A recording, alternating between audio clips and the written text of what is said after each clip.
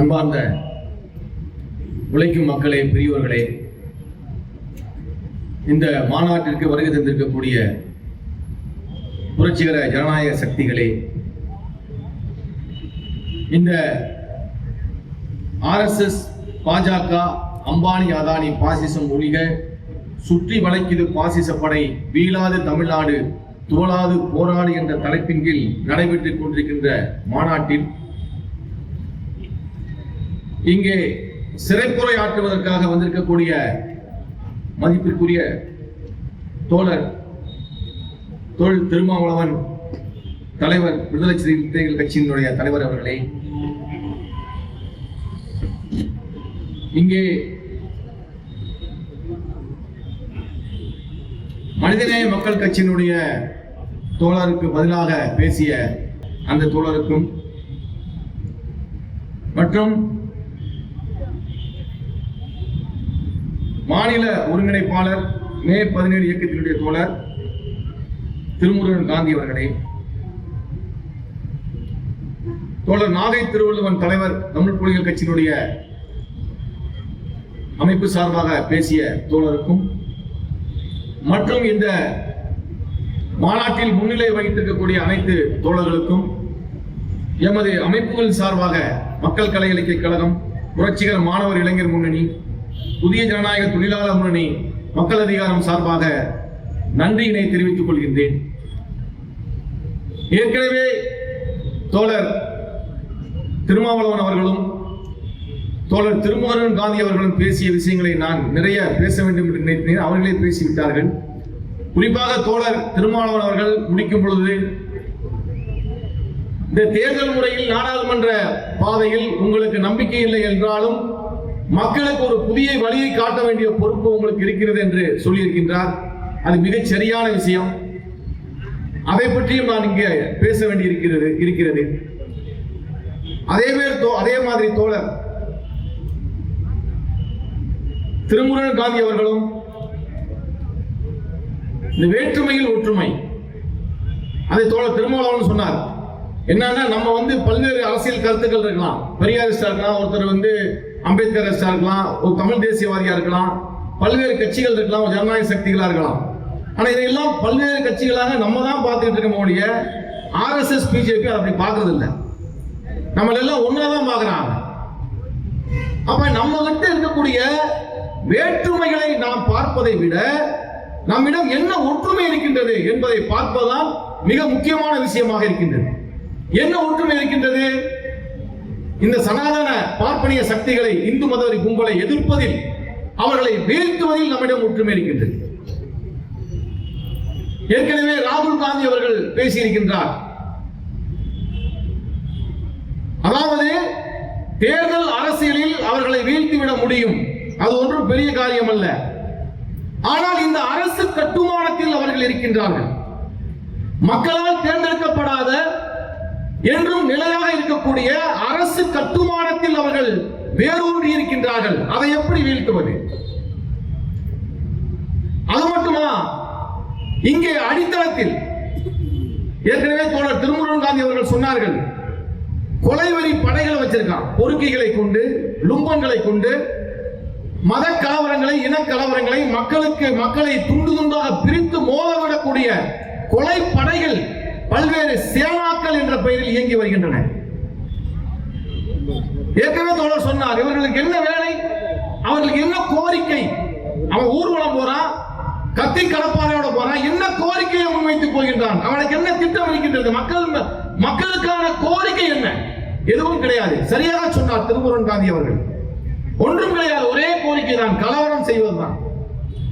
இங்கே பக்கத்திலே இந்த பகுதியில் முஸ்லிம் மக்களும் பிற சாதி மக்களும் உறவுக்காரர்களாக பழகுகின்ற பண்பு இருக்கின்றது. நான் இந்த பகுதியை சேர்ந்தவன் தான். இங்க திருமாவளத்தில் பாத்தீங்கன்னா முஸ்லிம் மக்களை மாமா மச்சான்னு கூப்பிட்டுக்கிறோம். நம்ம என்னங்க மாமா அப்படின்னு தான் கூப்பிடுறது வழக்கம். அந்த அளவுக்கு மிக நெருக்கமான உறவு இருக்கின்றது. இதை எப்படி பிளப்பது? இப்படி மக்களை சாதியாக, மதமாக துண்டு துண்டாக பிளந்து மோத விடுவது என்பதுதான் இந்த சேனாக்களின் நோக்கம். ஆக அரசியலில் வீழ்த்தி விடலாம், அரசு கட்டமைப்பில் அவன் நிலை கொண்டிருக்கின்றான். எப்படி வீழ்த்துவது? இங்கே கீழே மக்கள் அடித்தளத்தில் கொலை படைகளை, கொலைவெறி, இந்து மதவெறி படைகளை வைத்திருக்கின்றான் பல்வேறு பெயர்களில். அதை எப்படி வீழ்த்தப் போகின்றோம்? அதை விட முக்கியமானது, மக்களிடம் ஊடுருவி வருகின்றான். நாம் பெரியார் மண் என்று சொல்கின்றோம், உண்மைதான். கடந்த 10 ஆண்டுகளுக்கு முன்பு இது பெரியார் மண் என்றால் உண்மை. ஆனால் இந்த 10 ஆண்டுகளில் என்ன மாற்றம் நடந்திருக்கின்றது? அதை தோழர் திருமாவளவன் சொன்னார். 10 ஆண்டுகளில் மாற்றம் நடந்திருக்கின்றது. என்ன மாற்றம்? RSS பிஜேபியின் பல்வேறு வழிகளிலான ஊடுருவல் என்பது நடந்திருக்கின்றது. அந்த ஊடுருவல் இன்று வரை நடந்து வருகின்றது. என்ன ஊடுருவல்?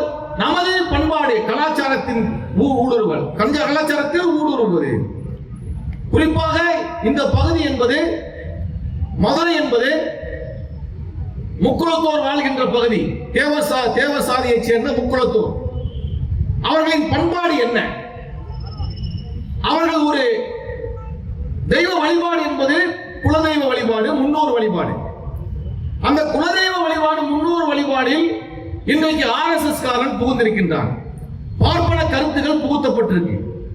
எப்படி புகுத்தப்பட்டிருக்கு?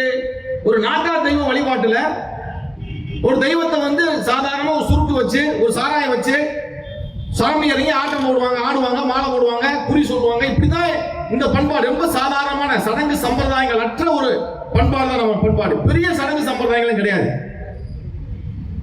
அப்படி எளிமையான சடங்கு சம்பிரதாயங்கள் அற்ற ஒரு முன்னோர் வழிபாடு தான் இதை தோழர் சொன்னார்.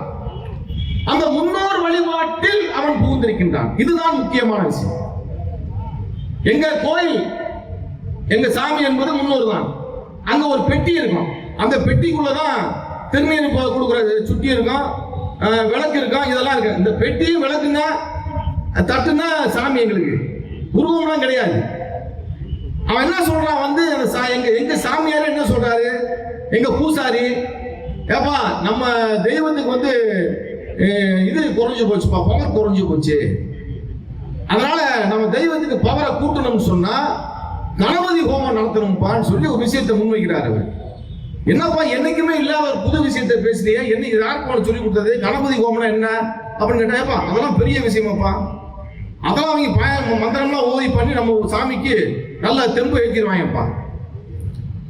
அப்ப இந்த கருத்து, கணபதி ஹோமம் நடத்தினால் சாமி உருப்பெறும், சாமிக்கு புத்துணர்ச்சி வரும் என்று எனக்கு எப்படி தெரிஞ்சு?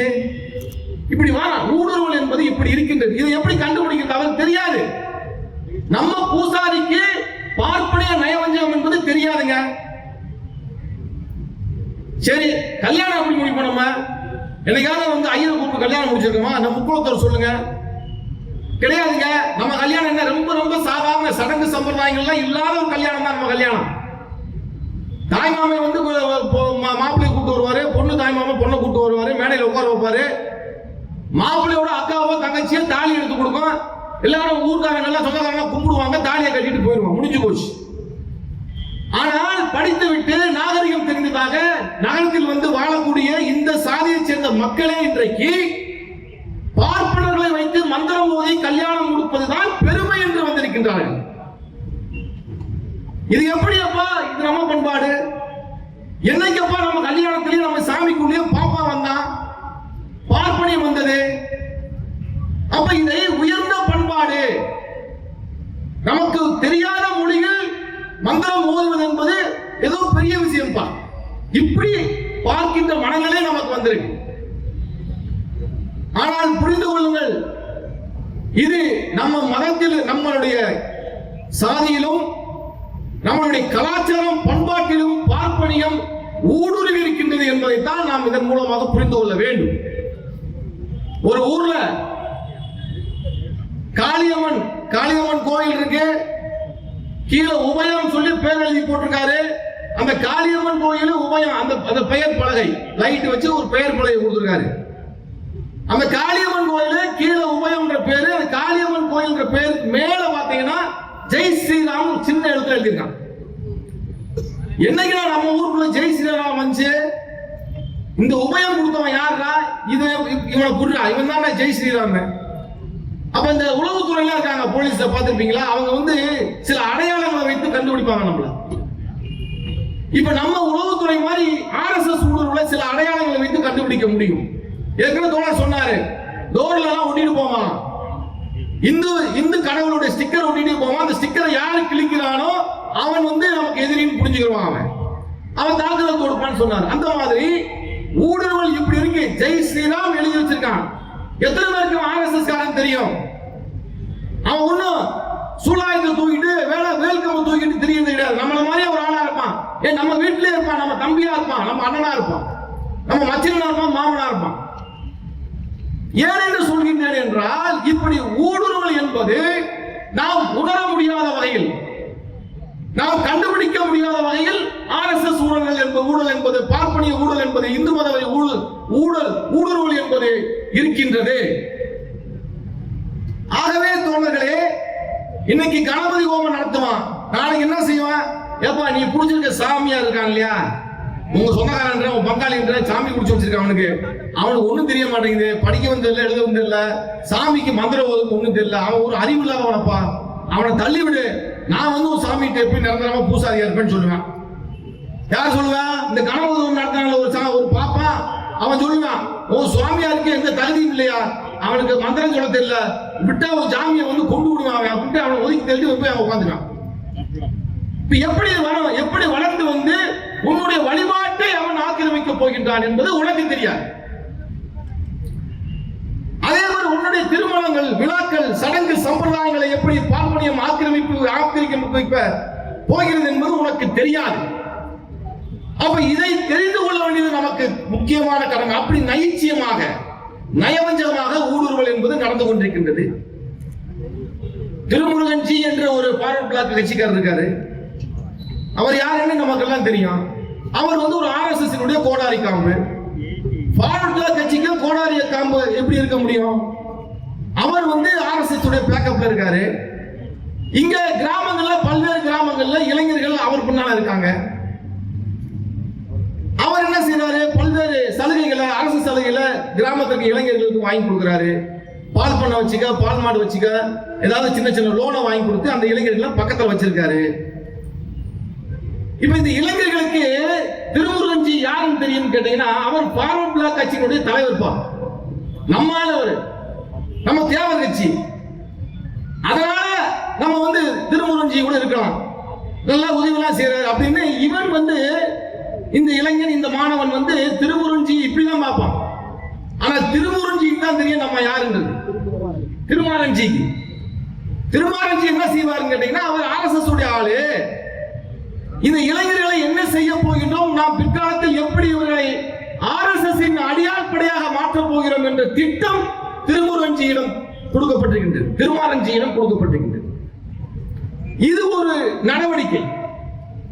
திருமாரன்ஜியை நாம் எப்படி புரிந்து கொண்டுள்ளோம் என்பதை நாம் பார்க்க வேண்டும். நீ வாப்பா, இப்ப நீ வா, பண்ணே செய்ய, லோன் வாங்கி கூட, அதெல்லாம் இருக்கட்டும், ஆனா கொஞ்சம் தள்ளியே நில்லு அப்படின்னு தள்ளி நிப்பாட்டணும். நாம் இளைஞர்களும் மாணவர்களும் இதில் எச்சரிக்கையாக இருக்க வேண்டும். சாதியை சொல்லி, நமது சாதி தலைவர்களை சொல்லி, இந்த முகமூடிகளை அணிந்து கொண்டு RSS கோடாரி காம்புகள் நம்மிடம் வலம் வந்து கொண்டிருக்கின்றன. அதை நாம் கவனமாக பார்க்க வேண்டியது அவசியமாக இருக்கின்றது. ஏனென்று சொல்கின்றேன் என்றால், நாம் சொல்கின்றோம் அல்லவா, சுற்றி வளைக்குது பாசிச படை என்பது, அது பல்வேறு வடிவங்களில் ஊடுருவி நம்மை சுற்றி வளைத்துக் கொண்டிருக்கின்றது. அப்ப இந்த பெரியார் மண்ணை நாம் காப்பாற்ற வேண்டும் என்றால் இதையெல்லாம் முறியடிக்க வேண்டிய நிலையில் நாம் இருக்கின்றோம். இப்படி பல்வேறு வடிவங்களில் நம்மளை சுற்றி வளைக்கின்றார்கள். மோகன் பகவத் சொல்கின்றார், என்ன சொல்கின்றார்? RSS தலைவர் மோகன் பகவத், அனைத்து அரசு கட்டுமானங்களும் எங்கள் கையில் இருக்கின்றது.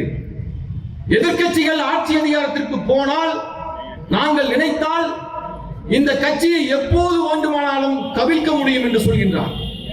என்ன நம்பிக்கையில் மோகன் பகவத் அப்படி சொல்கின்றார் என்றால், அரசு என்ற நிரந்தரமாக இருக்கக்கூடிய அந்த கட்டுமானம் எங்கள் பிடியில் இருக்கின்றது, எங்கள் RSS பிடியில் இருக்கின்றது. ஆகவே நாங்கள் நினைத்தால் உங்கள் அரசை கவிழ்த்து விட முடியும் என்று சொல்கின்றார் மோகன் பகவத்.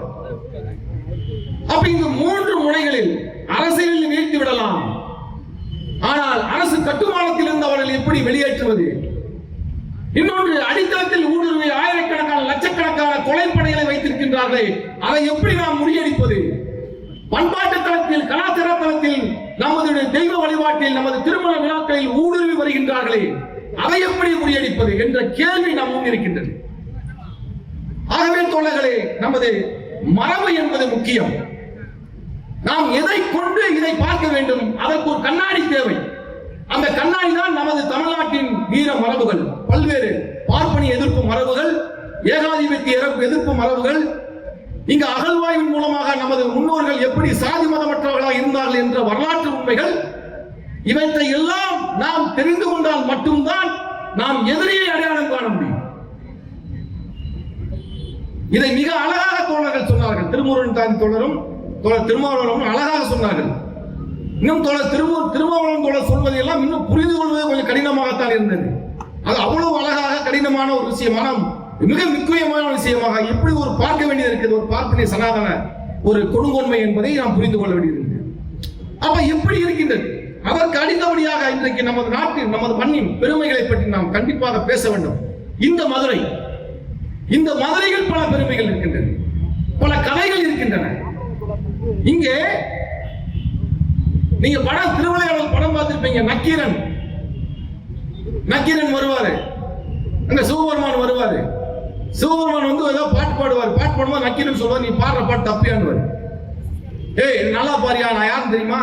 நான் வந்து சிவனு, என்னையே பார்த்து நீ தப்புன்னு சொல்ற அப்படின்னு சொல்லும் போது இவர் சொல்லுவாரு, நக்கீரனே நீ யாராவது இருந்துட்டு போயா அப்படின்னு ஒரு டக்குன்னு கண்ணை திறந்து, மூணாவது கண்ணு ஒன்று இருக்கும் அவருக்கு, எல்லாத்துக்கும் 2 கண் தான் இருக்கு, அவருக்கு 3 கண் இருக்கும். மூணாவது கண்ணை, நெற்றி கண்ணை திறந்து காமிச்சு மிரட்டுவார் அவர். அப்ப சொல்லுவார் நக்கீரன், நீ எத்தனை கண்ணோட திறந்து காமிச்சிக்கியா, தப்புனா தப்புதான், என்ன பண்ணுவ அப்படின்னு பேசுவார்.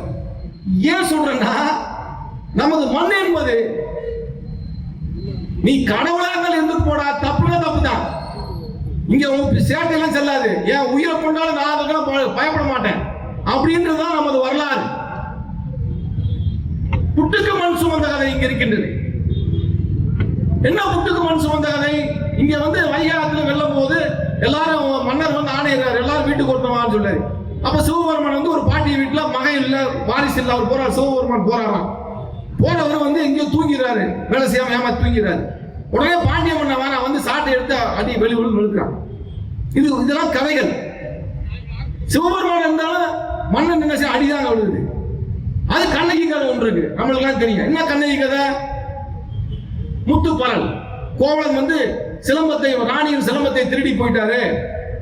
ஆகவே கோவலனுக்கு வந்து மரண தண்டனை கொடுத்துறாரு. உடனே கண்ணகி வராங்க, வந்து என்ன செய்யறாங்க, சிலம்பத்தை உடைச்சி காமிக்கிறாங்க.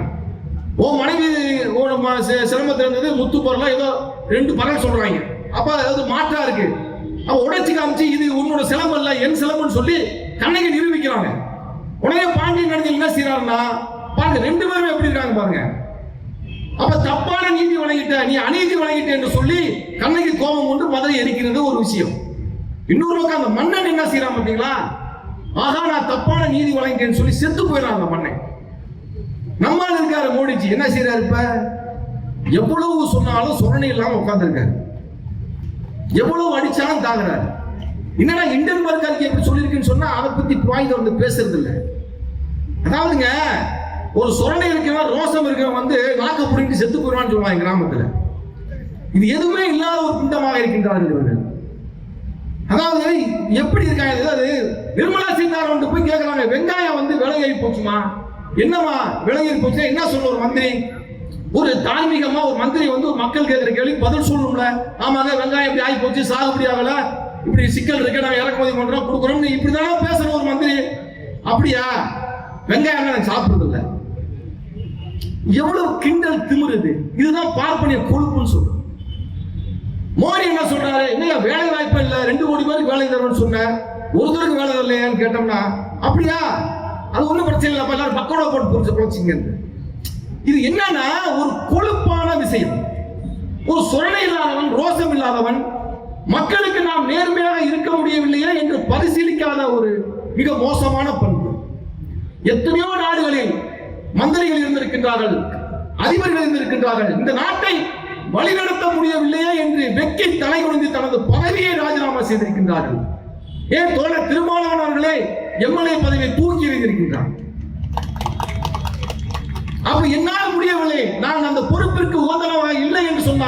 அதற்கு தார்மீக பொறுப்பேற்க வேண்டும், ராஜினாமா பண்ண வேண்டும் என்பது அது ஒரு உயர்ந்த பண்புங்க, அது கீழான பண்பு அல்ல. இப்படி இருக்கின்றது நமது நாட்டினுடைய நிலைமை. அப்ப மதுரை என்பது மிகப்பெரிய அளவில் வரலாற்று கடமையோடு இன்றைக்கு நாம் சொல்லக்கூடிய இந்த 3 விஷயங்களையும், இந்த பெருமைகள் எல்லாம், சனாதன எதிர்ப்பு என்பது, அதற்கு பிறகு இன்றைக்கு ஏகாதிபத்திய எதிர்ப்பு போராளிகள் பல மன்னர்கள் வடிவமைக்கின்றார்கள். இப்படி பல்வேறு அம்சங்களை கொண்டதுதான் நம் தமிழ் மண் என்பது. பல விஷயங்களை விளக்கினார்கள். இது பெரிய விஷயம், நிறைய விஷயங்களை பேச முடியும். இப்படி இருக்கின்றது தோழர்களே. ஆக இன்றைக்கு நாம் இதையெல்லாம் நாம் எப்படி எதிர்கொள்ள போகிறோம் என்பதுதான் நீங்க முக்கியமான விஷயம் பேச வேண்டியது. இப்ப இந்த அரசமைப்பு என்பது மக்களுக்கு எதிரானதாக இருக்கின்றது. ஒன்று காவி, இன்னொன்று கார்ப்பரேட். இது 2 சிக்கல் நம்ம மாட்டிருக்கோம். ஆக இதை நாம் முறியடிப்பது என்பது முக்கிய தேவையா இருக்கின்றது. எப்படி முறியடிக்க போறோம் நம்ம அப்படின்றதான் நீங்க நம்ம பார்க்க வேண்டிய முக்கியமான விஷயமா இருக்கின்றது. இந்த அரசு கட்டமைப்பு அப்படின்றது மிக மோசமாக இன்றைக்கு போய்கொண்டிருக்கிறது. நீங்க பார்த்திருப்பீங்க, இந்த நிரந்தரமாக இருக்கக்கூடிய இந்த அரசு இயந்திரங்களை எல்லாம் இன்றைக்கு RSS என்பது தனது இந்து ராஷ்டிர கனவை நிறைவேற்றுவதற்கான ஒரு வடிவத்துக்குள்ள கொண்டு வந்தான். பழைய ஜனநாயகம் என்று குறைஞ்சபட்சம் இந்த ஜனநாயக தன்மை எல்லாம் அற்று போய் இன்றைக்கு ஒரு சனாதன அரசை நிறுவக்கூடிய வகையில் எல்லா அமைப்புகளும் இன்றைக்கு மாற்றி அமைக்கப்பட்டு வருகின்றது. அப்ப இதுக்கு மாற்றாக நாம் ஒரு அமைப்பை முன்னிறுத்த வேண்டும். ஒன்று, நாம் அதற்கு கீழே ஏற்கனவே தோழர் திருமுருகன் காந்தி அவர்கள் சொன்னது போல இந்த அடித்தளத்தில் நாம் அமைப்புகளை கட்ட வேண்டும். பாசிச எதிர்ப்பு மக்கள் முன்னணி என்ற ஒன்றை உருவாக்கி பல்வேறு ஜனநாயக சக்திகள் முன்னணியாளர்கள் அதில் இணைந்து மக்களை இந்த கார்ப்பரேட் பாசிச அரசுக்கு எதிராக, காவிய அரசுக்கு எதிராக நாம் திரட்ட வேண்டியது அவசியமாக உள்ளது. நாம் இப்போது பேசக்கூடிய விஷயங்கள் எல்லாம் மக்களுக்கு புரிகின்ற மொழியில் மக்களுக்கு சொல்லி, மக்களுக்கு சரியான அரசியலை வழிகாட்டி, அதன் ஊடாக பல்வேறு கோரிக்கைகளை வைத்து மிகப்பெரிய மக்கள் எழுச்சிகளை நாம் உருவாக்க வேண்டியது அவசியமாக இருக்கின்றது. அந்த எழுச்சி என்பது தமிழ்நாடு தொடங்கி இந்தியா முழுவதும் பரவ வேண்டியது அவசியமாக இருக்கின்றது. அந்த மிகப்பெரும் எழுச்சி என்பதுதான் ஒரு புதிய அரசியல் வடிவத்தை நிர்ணயிக்கக்கூடியதாக அமையும் எதிர்காலத்தில். இன்று இருக்கக்கூடிய அரசியல் சபை என்பது மக்களால் உருவாக்கப்பட்ட அரசியல் சபை அல்ல. ஒரு அரசியல் சபையை மக்கள் உருவாக்க வேண்டும். இங்கு இருக்கின்ற அடித்தட்டில் இருக்கின்ற வர்க்கங்கள் உருவாக்க வேண்டும். ஒரு அரசியல் நிர்ணய சபையை மக்களுக்கான ஒரு முழுமையான ஜனநாயகத்தை கொண்ட, முழுமையான ஜனநாயகத்தை மக்களுக்கு வழங்கக்கூடிய ஒரு அரசியல் நிர்ணய சபையை உருவாக்கக்கூடிய போராட்டங்கள், எழுச்சிகள் இந்த பாசிச எதிர்ப்பு மக்கள் முன்னணியின் சார்பாக கட்டி எழுப்பப்பட வேண்டும். அதன் விளைவாக அந்த அரசியல் சபை உருவாக்கப்பட வேண்டும். அது ஒரு புதிய அரசை தேர்வு செய்ய வேண்டும். அந்த அரசு என்பது இப்போது இருக்கக்கூடிய இந்த ஜனநாயக அமைப்பில் இருக்கக்கூடிய அனைத்து ஓட்டைகளையும் தூக்கி எறிந்துவிட்டு ஒரு புதிய அரசாக, மக்களுக்கு முழுமையாக பங்காற்றக்கூடிய அரசாக இருக்க வேண்டும். இதை பற்றி நிறைய பேசலாம், ஆனால் நேரம் இல்லை. அதற்கு முக்கியமான ஒன்று, நமது நாடு என்பது உலக வர்த்தக கழகத்தில் ஒப்பந்தம் போட்டிருக்கின்றது. உலக வர்த்தக கழகத்தில் ஒப்பந்தத்தில் இருந்து கொண்டே நாம் இந்த நாட்டுக்கு எந்த நன்மையும் செய்ய முடியாது. பொருளாதார ரீதியாக ஒரு சுயசார்பு பொருளாதாரத்தை கட்டியமைக்க முடியாது. நமது நாட்டின் சிறுதொழிலை வளர்க்க முடியாது. நமது நாட்டுக்கான பொருளாதாரத்தை உருவாக்க முடியாது. ஏனென்றால் உலக வர்த்தக கழகத்தில் போட்டிருக்க ஒப்பந்தம் என்பது பல பன்னாட்டு நிறுவனங்களின் வேட்டைக்காடாக மாற்றக்கூடிய, இந்தியாவை மாற்றக்கூடிய ஒப்பந்தம். தனியார் மயம், தாராள மயம், உலகமயம் என்கின்ற அடிப்படையில் போடப்பட்ட ஒப்பந்தம். அந்த ஒப்பந்தத்தில் இருந்து நாம் வெளியே வர வேண்டும். அதற்கு என்ன செய்ய வேண்டும்? இன்னைக்கு எம்எல்ஏ விலைக்கு வாங்கிடலாம். எம்எல்ஏ கர்நாடகாவில் வெற்றி பெற்றா கூட அவன் அடுத்து என்ன யோசிப்பான்? பிஜேபி காரனா எத்தனை எம்எல்ஏ விலைக்கு வாங்கலாம் யோசிச்சுட்டு இருப்பான். அதுதான் அவன் அனுபவம், போன அனுபவம். அப்ப எம்எல்ஏக்கள் விலைக்கு வாங்கி ஏதாவது பண்ணி நம்ம அதிகாரத்துக்கு வந்துட முடியுமான்னு யோசிப்பான். போன ஆட்சி அப்படித்தான் அமைஞ்சாங்க. அப்ப இந்தியா முழுவதும் அப்படிப்பட்ட வரலாறு நமக்கு இருக்கின்றது. அப்படி பல ஓட்டைகள் நிறைந்த, ஜனநாயக தன்மையற்ற, யாரும் ஏமாற்றலாம், மக்களை ஏமாற்றி விட்டு சென்று 5 வருடங்கள் என்ன வேணாலும் செய்யலாம், எவ்வளவு கோடி வேணாலும் சம்பாதிக்கலாம், யாரும் கேட்க முடியாது. போலீஸை பக்கத்துல வச்சுக்கலாம், அதிகாரத்தை பக்கத்துல வச்சுக்கலாம், ஒண்ணும் செய்ய முடியாது. யாரும் மக்கள் கேள்வி கேட்க முடியாது. இப்படி இருக்க முடியாது. தேர்ந்தெடுக்கவும் திருப்பி அழைக்கவும் மக்களுக்கு உரிமை இருக்கட்டும்.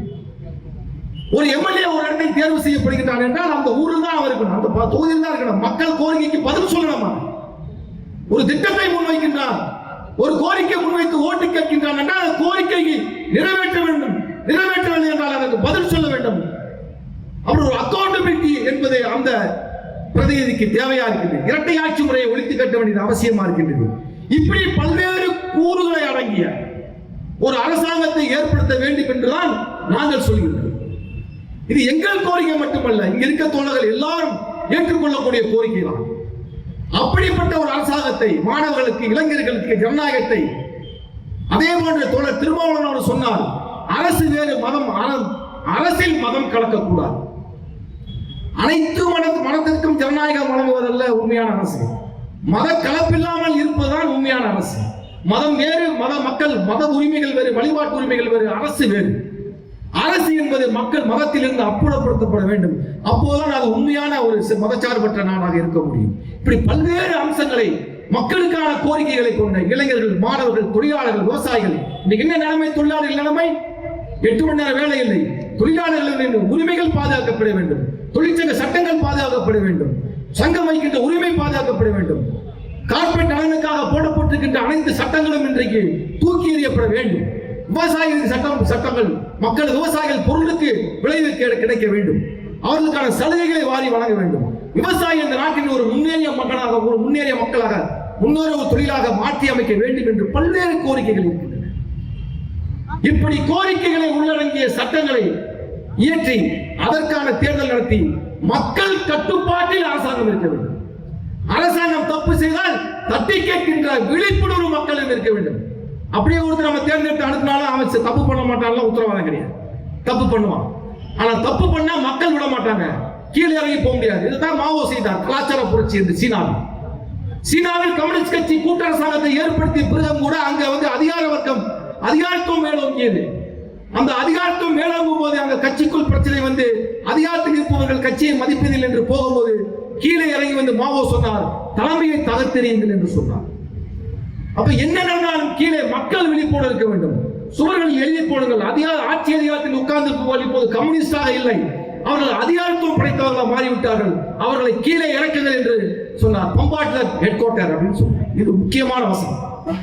அவர் கம்யூனிஸ்ட் கட்சி தலைமை என்று அதை பாதுகாக்க விரும்பவில்லை மாவோ. கம்யூனிஸ்ட் கட்சி தன்னுடைய நிலையிலிருந்து விலகி போகின்றது, ஒரு அதிகாரத்துவமாக மாறுகிறது என்றால் மக்கள் அடித்து அதை கீழே இறக்க வேண்டும் என்று சொன்னார் மாவோ. அதுபோன்ற ஒரு நிலைமையை நாம் நாட்டில் உருவாக்க வேண்டும். அதற்காக நாம் போராட வேண்டும். அப்படி போராட்டத்தில் இந்த இந்துத்துவ பாசிச கும்பல் வேரோடு பிடுங்கப்படும், மண்ணோடு மண்ணாக அழித்து ஒழிக்கப்படும் என்பதை கூறிக்கொண்டு முடிக்கின்றேன். நன்றி.